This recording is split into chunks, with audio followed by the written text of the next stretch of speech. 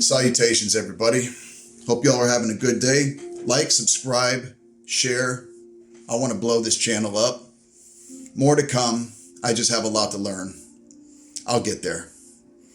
I just want to give you guys some value and opinions of some guy you don't know. And so let's get it started. The theme today is the longer the name, the greater the pain. I'm going to speak about Russian, ex-Soviet, and Eastern Bloc nation grapplers and fighters and my experiences with them. Now, I had some in Florida, and I had a lot of it here in Germany because when they come to Western Germany or Western Europe, you know, they always join the MMA schools, and you get to see the type of vicious, ruthless aggression these guys have in their grappling style. And I have grappled with many, you know, Georgians, Chechens, Moldovians, Russians.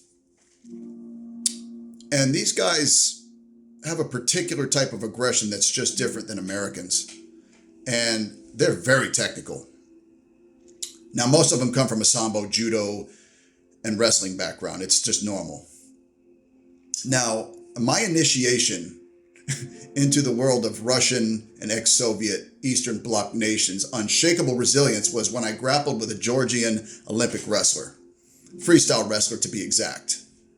He had 7 MMA fights and some sambo. And I was unfortunately forced into that grueling meat grinder of a role. Bigger, stronger, but I still believed in myself. Now, I was a blue belt at the time, and I thought that I was hot shit on a shingle. I mean, I was stinking, man. I walked into the room and everybody could smell it. Boy, I was the man. Just because I could lead a few people, you know? So I took my shirt off, like, okay, we're going to get this going. You know, it's going to be submission wrestling. He took his off, and he had shoulders wider than the doorway, the door frame. His neck was, I can't even put it on camera how thick it was. And he had mushrooms, practically just distorted, deformed mushrooms on either side of his head. Yeah, those are called ears. And big, thick head, built like a fucking wrestler. And I was in for it, but I still believed I could beat him. I was like, I'll beat this guy. We started the roll. He passed my guard like a knife through warm butter, put me in north-south, in the most emasculating position you could possibly be in, slapped a kimura on me. Now, he was making a lot of noise when he did this. Picked me up off the mat. It's almost like he was trying to test to see what part of the mat should I bring him to. Oh, this will suffice, like marking territory or something. Making noise, fell back with it into a straight arm bar. And I just heard my arm crack a couple times. I wanted to get out, but I couldn't.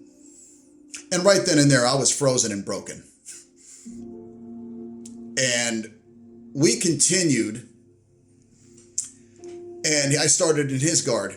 He swept me like a world champion black belt, passed my guard like warm butter, making noise as he does it, and put me in a scarf hold. Scarf hold's a head and arm. It's in judo, it's in wrestling, it's in all grapple styles. And he crunched me in. I tried to bridge away that tree trunk of a neck of his. That wasn't happening. And I was going to sleep. I tap again. Now, at this point, I was just like a deer in the headlights. The fuck did I get myself into here? And we rolled again. We started again, and he slapped me into a leg lock, but he picked me up with it. I mean, he just like picked it up, dragging me on the floor with it, testing the wind, see where he wants to put me, and then finishes it. And it hurt like hell. He wrapped his legs around my legs and just made noise as he did it. It's like something about them. They like to make a lot of noise when they grapple. And of course, at the time, my mat crush was in the presence, who watched with scrutinizing laser focus.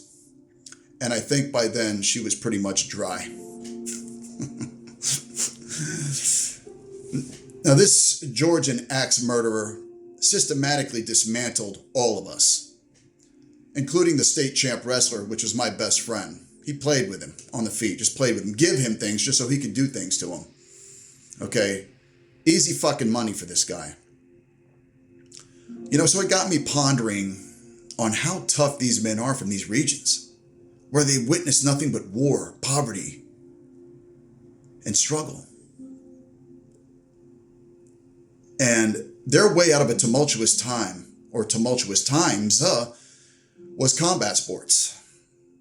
This guy, no lie, had me broken physically and mentally. So much so that I was in tears for the disarray for the next 2 days. I mean, I got hammered, drunk, and belligerent that night, stomping around like a rabid primate, pissed off at everything, hated myself. I was young. My ego was destroyed, and it was good. But it got me thinking that one day, when men like this get the proper resources, that they would take over the game, and they are now. Now, this man came to our school once a week to train, and it was a pleasure to have him, a man of such esteem. He would regularly show us technique after technique after technique from freestyle wrestling, Greco. He was just an encyclopedia of moves, him and his little sidekick, Zviad.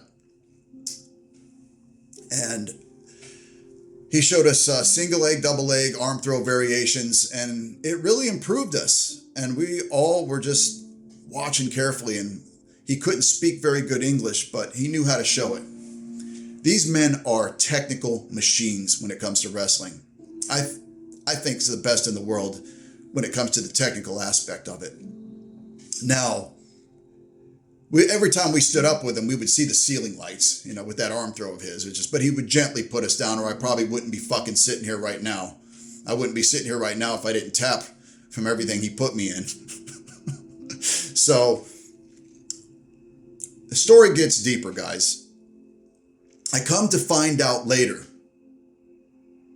after a deep research, that he beat Kevin Jackson, our Olympic gold medalist in the 1992 Olympic Games in Barcelona in freestyle wrestling. That was our best. And he beat him in the World Games. Now, Avto, as we called him, his real name is Avtandil Goshvili. I think I said it right. Any Georgian that watches this, please inform me if I'm saying it correctly. Us Americans love to butcher names. Now, unfortunately, during the time in 1991 and 92, Russia and Georgia had the South Ossetia War. And the Russian soldiers were advancing. And Avto had to flee with his family. He was being pursued, and he scaled the fence, got shot in his calf muscle, right? 1 week, I believe, before the Olympic Games. And unfortunately, the result was a withdrawal from the Olympic Games. Now, Kevin Jackson's chances of acquiring a silver medal were extremely high that time. I mean, he beat our best in the World Games with that arm throw that he showed us. I will say that Avto was an honorable man, full of integrity, a true testament of masculinity, a devout martial artist, and a good friend. He was the top-notch, best freestyle wrestler in the world, and I had the honor and pleasure to learn from him. Now, guys, this is part one of my opinions and my stories of mingling with Russian fighters and grapplers, and of course Eastern Bloc fighters, because they don't like to be, a lot of people don't like to be called Russian, this and that, so you got to be kind of careful there. Eastern Bloc Russian, and of course all these guys from these regions. They have an amazing array of technique, man. I was blown away.